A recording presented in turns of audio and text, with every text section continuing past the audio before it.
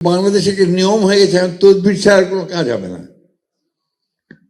যে কোনো ব্যাপার তদবির করতে যাও, এক মন্ত্রীকে দিয়ে অমুককে বলাও, অমুককে দিয়ে অমুককে বলাও, এগুলো আগে ছিল না। আমরা তো আগেও মন্ত্রী ছিলাম, সরকার চালিয়েছি। সমাজ এই বিগত 15-16 বছরে ফ্যাসিস্ট আওয়ামী লীগ তৈরি করে দিয়ে গেছে, যে সমাজটার তার সমস্ত যে এথিক্স, সে এথিক্সকে হারিয়ে ফেলেছে। আমি তো ধরেন এই ফ্যাসিস্ট হাসিনা চলে যাওয়ার পরে আমরা একটা ইন্টারিম গভর্নমেন্টের সময় ছিলাম, তখন সরকারের ভেতরটা দেখতে পারিনি। এখন এই নির্বাচনের পরে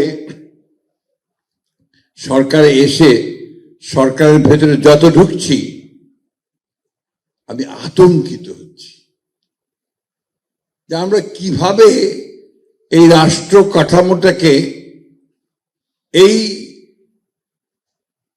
সমস্ত মানুষগুলো দিকে আটকে রাখবো। যেদিকে তাকাই সেদিকে আপনার অনিয়ম, দুর্নীতি, স্বজনপ্রীতি এবং সামনে এগিয়ে যাওয়ার পথে বাধা প্রতি ক্ষেত্রে। এবং বাংলাদেশে একটা নিয়ম হয়ে গেছে, তদবির ছাড়া কোনো কাজ হবে না। যে কোনো ব্যাপার তদবির করতে যাও, এক মন্ত্রীকে দিয়ে অমুককে বলাও, অমুককে দিয়ে অমুককে বলাও, এগুলো আগে ছিল না। আমরা তো আগেও মন্ত্রী ছিলাম, সরকার চালিয়েছি। উই নেভার স ইট। এটা এই 15 বছরে হয়েছে।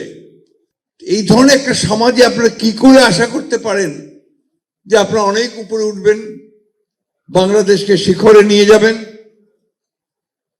পারবেন না। মেরিটোক্রেসি ছাড়া, মেধা ছাড়া, সততা ছাড়া, বুদ্ধিমত্তা ছাড়া, পরিশ্রম ছাড়া কখনো এগুলো যায় না।